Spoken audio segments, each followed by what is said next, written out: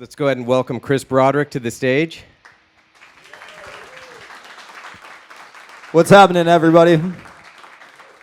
Hey, first of all, I wanna thank my good friend Rich here for bringing me back here so I could play for you guys again the second time, and really thank Replay Guitar Exchange. Thanks, Kyle, so much for having me back. It's a killer store. Obviously, you guys know it, or you wouldn't be here.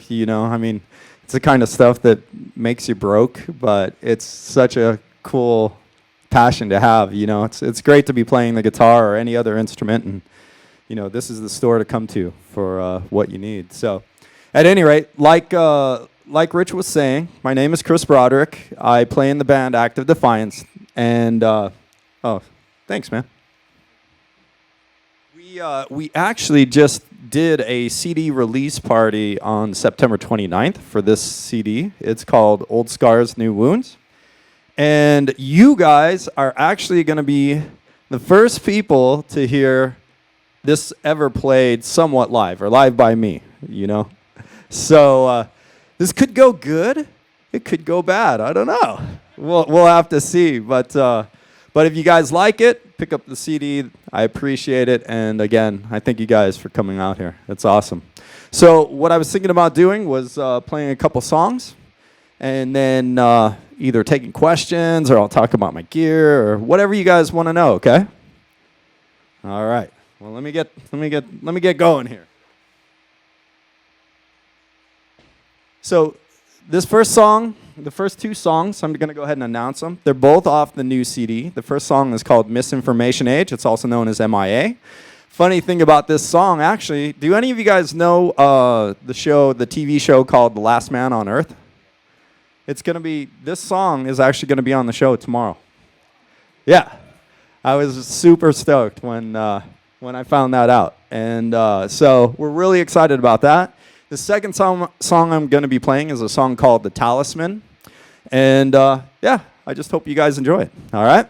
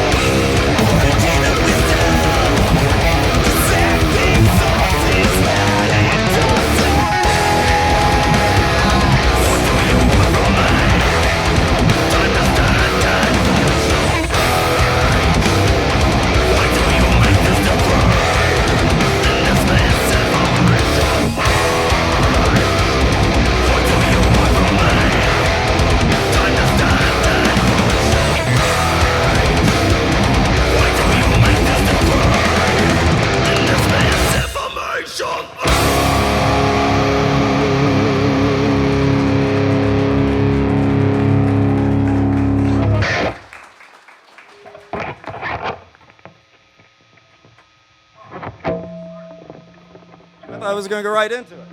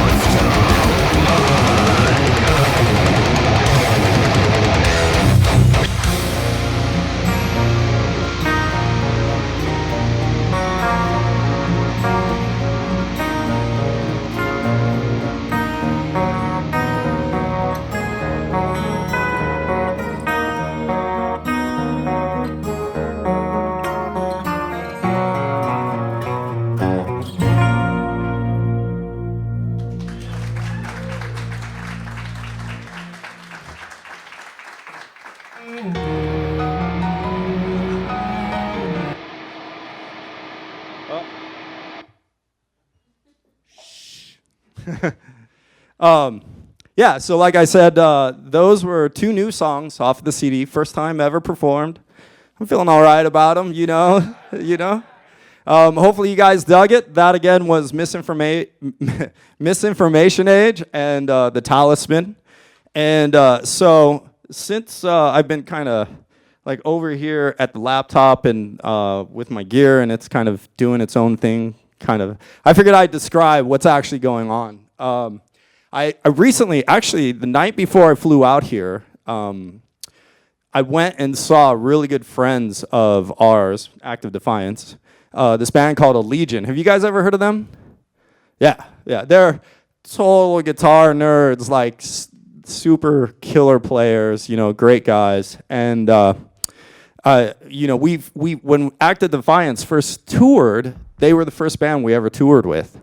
And it was great because they did so much to help us out. Like, you know, we didn't know anything about like advancing shows or, you know, getting to know your promoter and how you load in and stuff like that, because I'd never had to handle that kind of stuff before. So the band of Legion was awesome at helping us out. And it was great to get to see them last night, because the funny thing is now they're doing all this crazy automation stuff too. And it really, when it works great, it helps out the show, you know. So what's going on here, first of all, is that basically the laptop is playing the backing track that's going out the front of house. And then it's sending out control information to my amp, telling it when to boost my signal, when to make a harmonizer, if I want it to pan left, if I want it to pan right, if I want different effects in it, like phasers and all kinds of crazy stuff that, you know, you can get into on the guitar, right? And lots more money could be spent here getting that kind of stuff. So it controls all of that, and it frees me up so that I don't have to tap dance, you know, constantly. It also enables you to be able to kind of do things that you couldn't do live, subtleties with mixes, like delays coming in and out and stuff like that. So it's really kind of cool to be able to utilize that. But I also wanted to talk about my guitar here. How many of you guys have seen this guitar before? Yeah? And you as well? Nice. Obviously, you guys would know I love these guitars. These are my signature series Jacksons. And I designed them, you know, so they're going to fit my hand and my playing style and everything like that.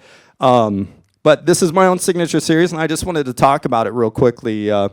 So it comes with Planet Waves tuners on it, which are really cool because they automatically cut off the string ends for you guys. If you're lazy like me, and don't like cutting off your string ends, it does it for you. So I love that about it. Plus, they're really smooth. The guitar itself comes with a 12-inch radius across the whole fretboard, and that's just for anybody that doesn't know, that's the curvature of the fretboard as you look at it, you know, straight on. It comes with custom DiMarzio pickups, which I designed with Steve Blucher at DiMarzio. And then, of course, a low-pro Floyd tremolo. So I love this stuff. This is the kind of gear that I use every day, you know, when I practice, when I play, when I record. The whole new CD was recorded with my Fractal, which is my amp, basically. And, yeah. So that's my gear in a nutshell. Real quickly, do you guys have any questions on gear? I figured I'd devote this segment to gear stuff. Yeah. This thing? Yeah. So this is, obviously it's just a typical pick. So.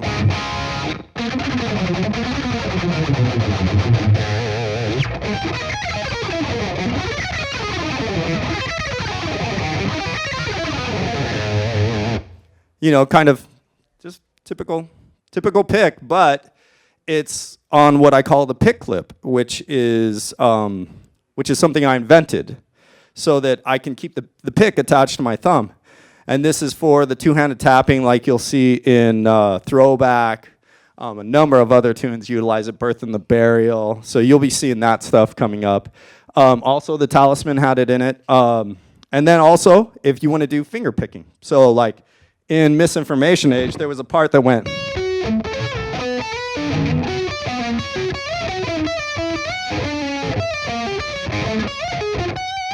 me get out from the mic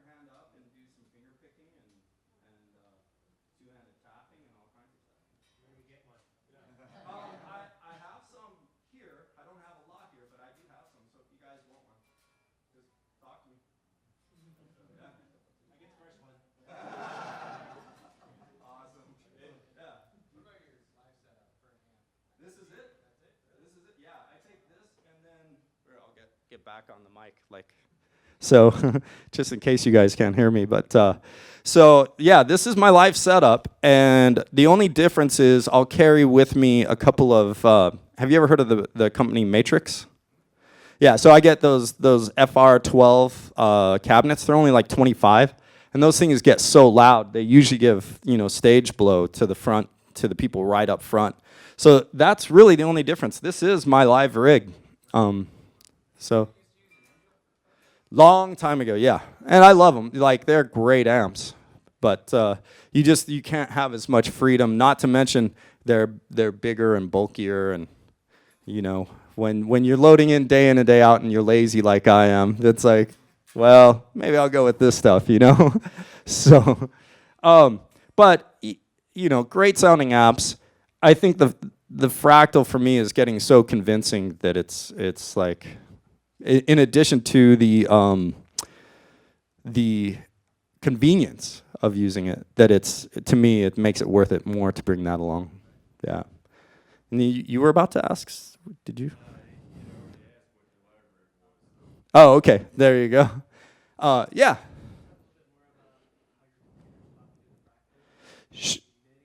Yeah, it's USB MIDI. So how many of you guys know what MIDI is? Yeah, MIDI. So you can control the Fractal just through MIDI, but then the Fractal also will allow MIDI to be sent over USB. So that's the way I'm doing it right now. So I have USB over MIDI sending patch changes to it. So, patch 28 for this song, patch 30 for this one. Boost the lead solo for this section right here. You know, all kinds of crazy stuff you can do.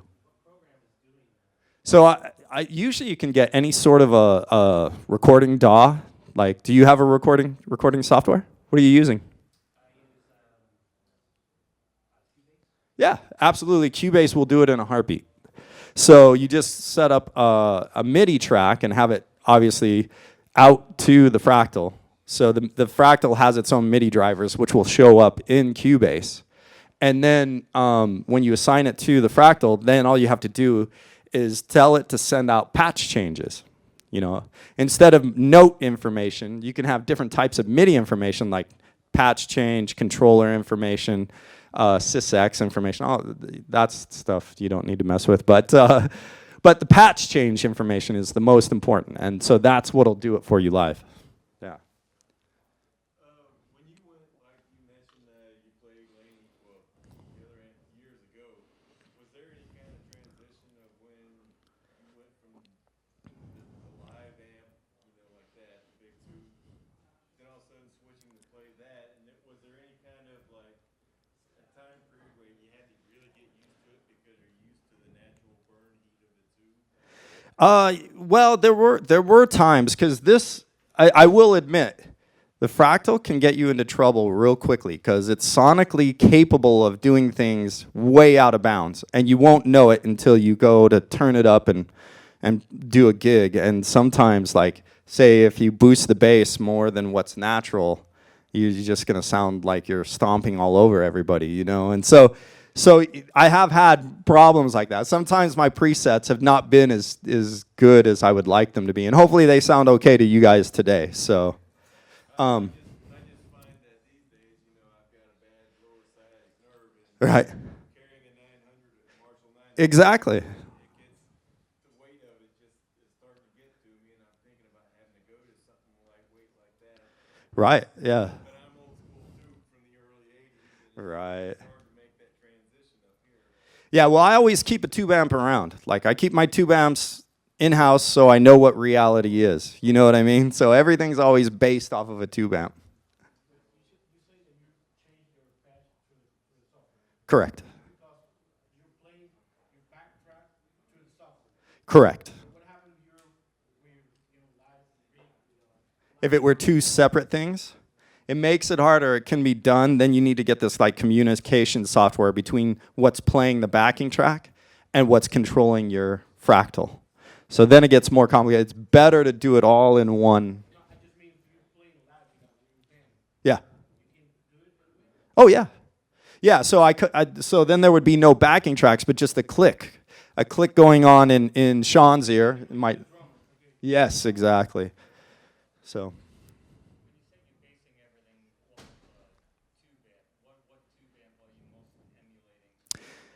My rhythm is based off of an Angle, an Angle Savage 120. And then my lead is actually based off of a Diesel, and that's new for this CD. It used to be have you guys ever heard of Friedman amps? Friedman? What's that? Yeah. Great sounding amps, and that used to be my lead tone, but for some reason this caught my ear, and so I changed for this album to a Diesel, Herbert, I think channel 3. So, yeah. All right, well, let me play a little bit more for you guys. The next song I'm going to play is called Poison Dream, and this is actually off of Birth and the Burial, and then the next song after that is a song called Overexposure, which is off of Old Scars, New Wounds. All right? And by the way, Poison Dream is a really good example of what you can do with MIDI control.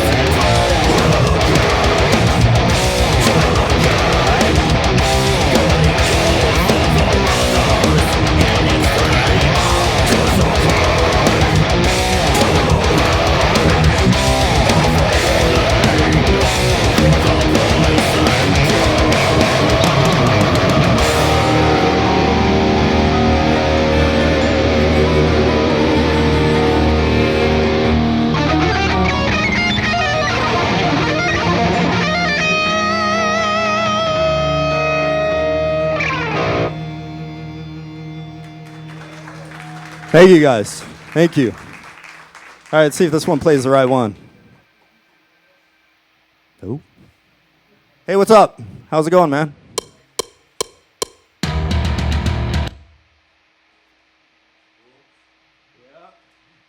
You know, computers. I swear.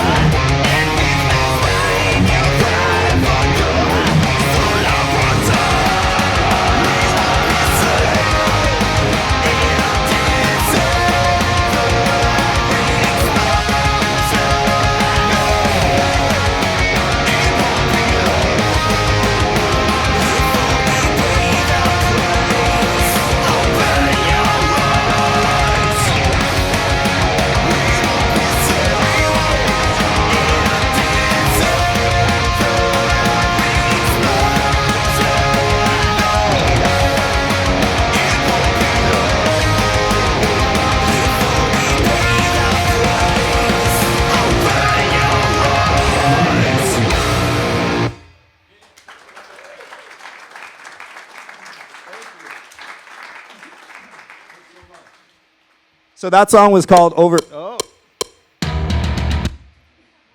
Calm down. It's like eager or something, you know? It's like every drummer I have, you know. Come on, let's go. But so yeah, I figured, you know, with the new CD being out and everything like that, I wanted to talk a little bit about its creation and you know, what we did to actually put it together. I'm not sure if you guys know that much about the band Act of Defiance, but it's myself and Sean Drover, who are former members of Megadeth. Yep. And so we got together and we wanted to form this band and get out music that we had created that we really felt passionate about as quickly as possible. So in 2015, when we decided we wanted to do this, we're like writing as fast as possible. We're like, oh, I need a new song, you know, write more tunes and stuff like that. And then we're trying to find a singer and a bass player. And then we're talking labels, trying to get interest from labels. Hey, you know, check us out, you know, please. And, you know, trying to even simple things like, oh, well, what name? What are we going to call ourselves, you know? Then we got to trademark that name, you know? And then we have to come up with merch, you know, all of that stuff. And between December of 2014 and by May of 2015, we turned in the record. And we had a complete band. And it was chaotic. And we didn't really know these people that well. I knew Matt. If any of you know the band, Matt Bichond is the bass player in Act of Defiance. And you might know him from a cool little band called Shadows Fall. Yeah, so he comes from there. So really killer player. So we got him, luckily.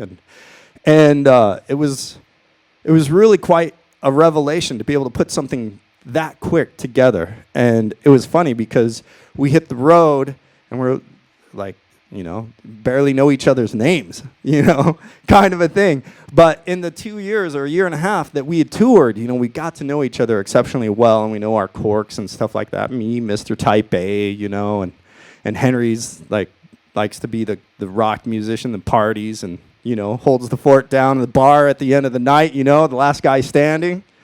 So, you know, we get along great, and this new CD was all about us creating now.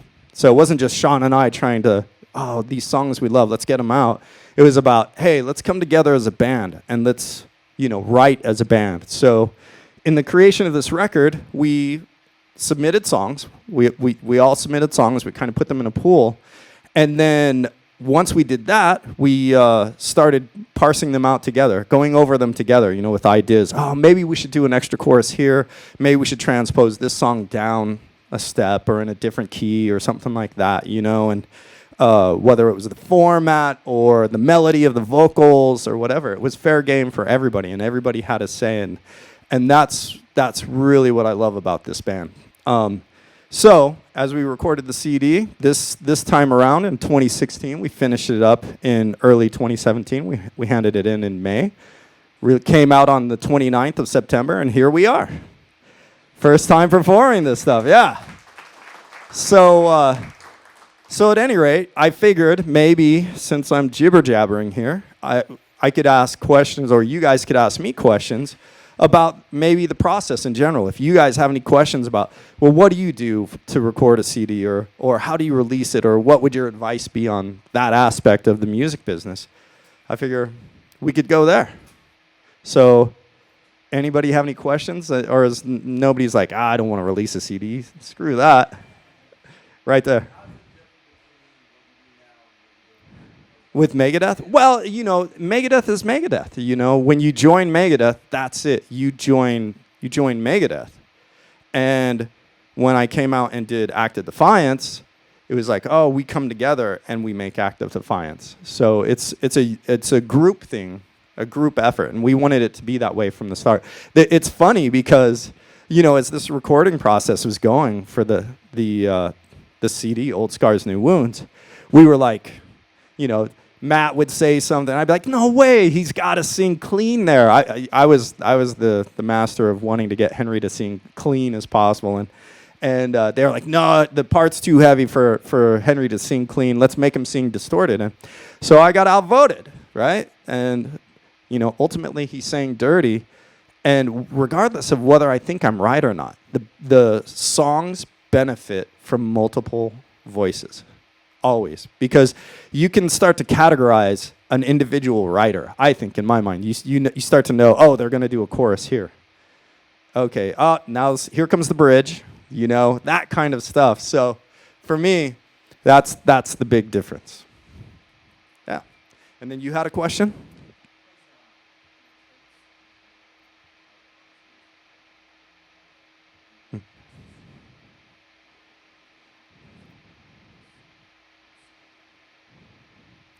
No, you know what? My process may be different than a lot of people's.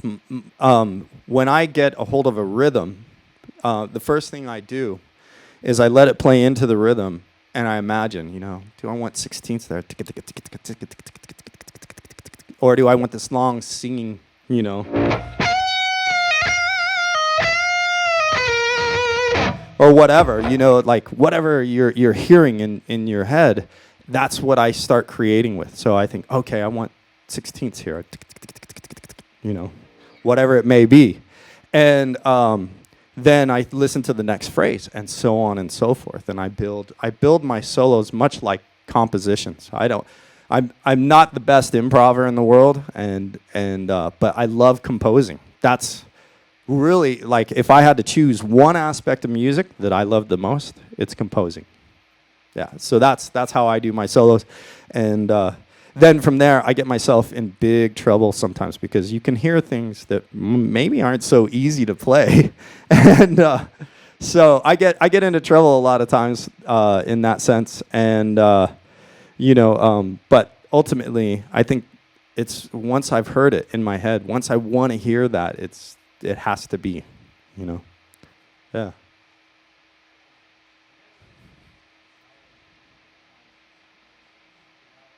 Yeah.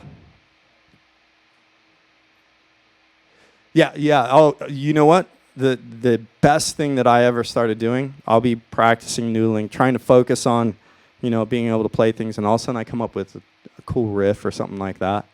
First thing I do is video record it on my phone. That's absolutely the best thing to do. Like, and then I don't even necessarily get it to the point to where I feel like it's fully developed, but that it's close enough that I'll know what to do with it, you know. And then I get back to my practicing, you know, and then I put all my videos in a My Riffs folder. And so they kind of develop themselves as I'm practicing and working on stuff, but it makes it so that you get them right away. If, let's say, though, you don't have your phone on you, or I don't know if you ever compose without the guitar, like you're in your car driving or something, and you're like, da, ticka, ticka, da, ticka, ticka, da, ticka, da, ticka, da, back up, or whatever it could be, right? Then you, the thing I do is I break it down theoretically. So I would say, oh, that's a D to an open E. I mean, it kind of requires a sense of pitch, but even if you don't have pitch, your basic rhythm understanding. So 8th note to 16th notes. Da, ticka, ticka, da. Actually, it's just a quarter note. Da, ticka, ticka, da, ticka, ticka, da, ticka, ticka, ticka, ticka, ticka, ticka. You know. So I break things down into 16ths, and it helps me remember them till I can get back to the guitar and then kind of formulate it from there. Yeah. Hopefully that helps. I mean, I've lost as many as everybody else, for sure. So there's no surefire way there. Any other questions before I play the next couple of songs? All right. Let's see if the computer will agree with me.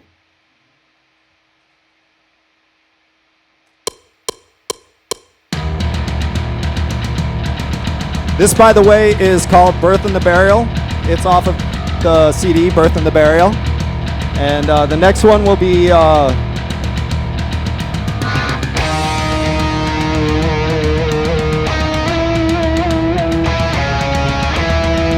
Reborn.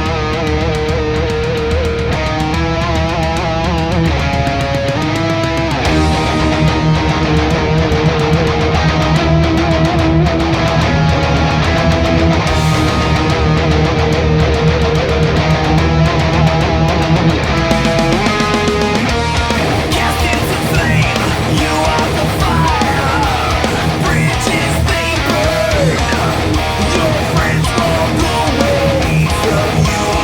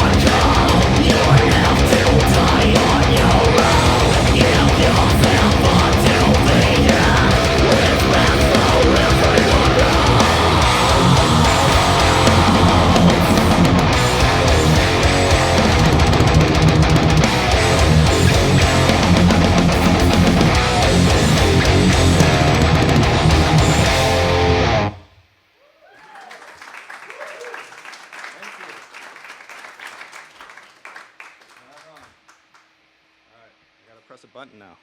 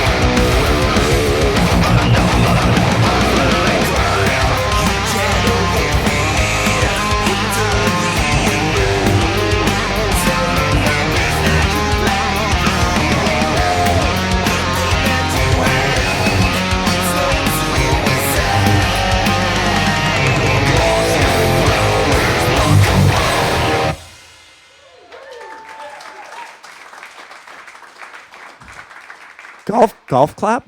Did you just give me a golf clap? Oh, okay. Well, here we go again. So at any rate, I figured I'd just take this time real quick and see if you guys had any quick questions about anything in general.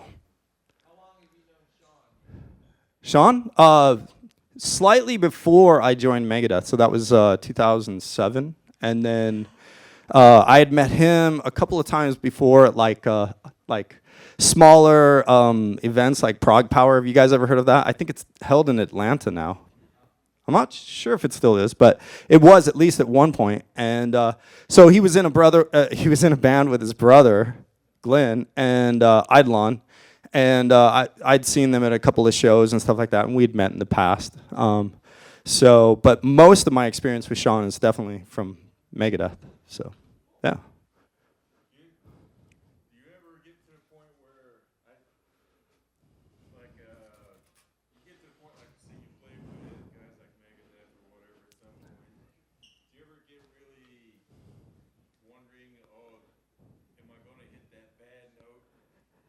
Yeah, didn't you guys hear him? I hear them. A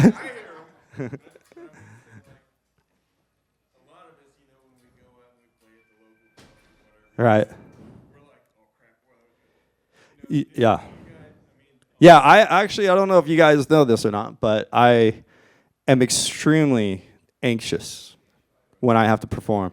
And I'm getting way better at it. Like, part of doing this helps, and stuff like that. But the biggest thing that I could tell anybody that gets anxious when they play is just to, remember that it's all for fun. There's no end that's going to happen if you drop a note on the floor. Then at least people know it's a live show. It's not backing tracks or stuff like that. I get a bad note once in a while when I'm playing for my sergeant shredder benefits. Yeah. And sometimes I just can't help but to break down and just laugh like that, on stage, just kind of. That's the best way to handle it, to tell you the truth. And there's only so much you can do, but Yeah. I was just curious, on your level of where you've been. Yep. Do guys at that level still get panicked about that, or are they still? Well, I definitely used to. I would say though that whatever you consider a high level of performance is at, it doesn't really matter. But whatever you might consider, the more you really need to not give a crap. The more you need to really just be able to get into the moment and feel the music and do what you were there to do, And High level, like in the arena level. same thing though. I was shaking in my boots when I played the Big Four show. Like I was like, you could hear the roar of the crowd beyond what you could see, And I'm like, oh man, what's gonna happen? I don't know if anything's gonna happen with this thing, but so yeah, but I think the really good players, the ones, actually it's not even about really good playing, to tell you the truth. It's more about having a disposition of I'm more than just this show, or I'm more than just this guitar playing or anything like that. All of you are all more than what you do on an instrument or when you get up and speak in front of people. It doesn't define you, you know what I mean? So that's in a nutshell, Another thing I would recommend too, if any of you guys, there's a great website on it called The Bulletproof Musician, which basically looks at what high-level athletes do when they prep for games. So how they mentally prepare for games where, they can run into that sort of ridicule and, have their ups and their downs and be able to manage it. So Bulletproof Musician is a great website to check out for that kind of stuff. Yeah, Justin. As a writer, do you sometimes go through cycles of feeling confident about your music?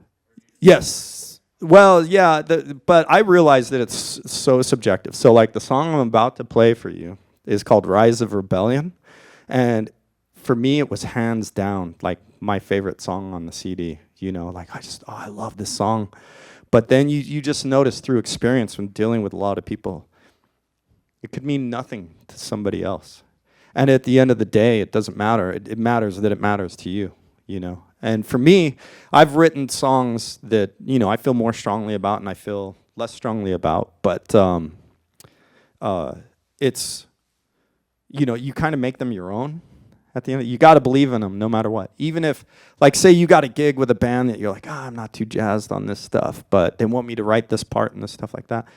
Well, you write that part and you become fond of it. And you can find things to like about the music or the genre or whatever it may be just because you had a hand in it, So, yeah. Yeah. Exactly, yeah, so. I listen to a lot of different bands, so it all depends on my mood, If I want to be in a real mellow mood, I'll pull up some Chopin or Ravel or Beethoven, stuff like that. Flamenco music, Paco de Lucia. I always mention him as one of my huge influences. Elliot Fisk, Bill Cannongeiser, whom I know and really respect, and all great classical guitarists. If you guys don't know, and then if I'm into the heavy stuff, I'll listen to bands like Revocation or Havoc or Scar Symmetry. Meshuggah is one of my all-time go-tos, And but I'll listen to anything at a particular time. Like sometimes I'll go through my '70s kick, and I'll start pulling out old tunes. And I was talking with you two about that earlier. So there is something about each style of music that speaks. It's just, does it speak to you? So, yeah, one more. Yep. I can show it to you guys, but I don't think I can play it up to that. But let me see. I'll try it with clean.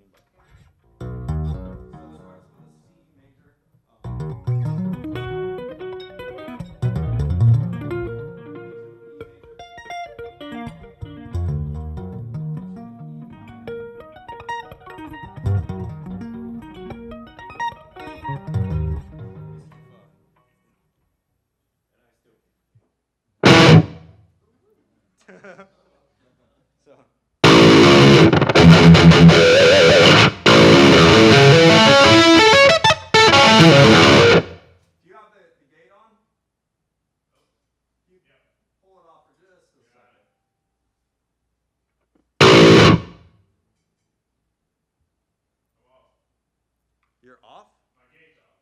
Okay.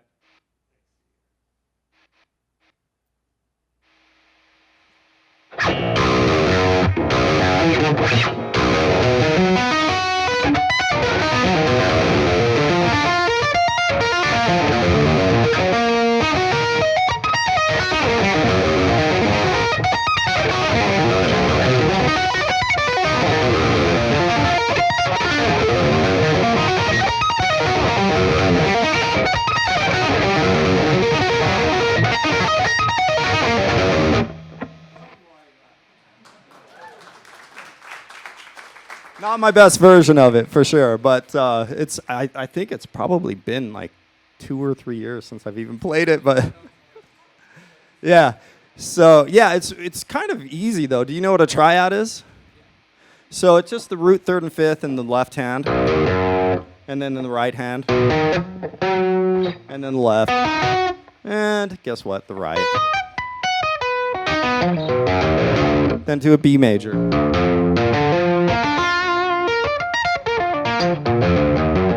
To an E minor.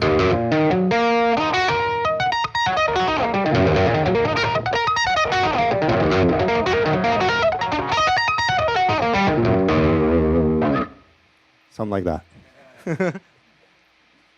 All right, so this song, I'm gonna close out with 2 songs. This next song is Rise of Rebellion, and then the final song is Throwback. So, if my computer agrees with me.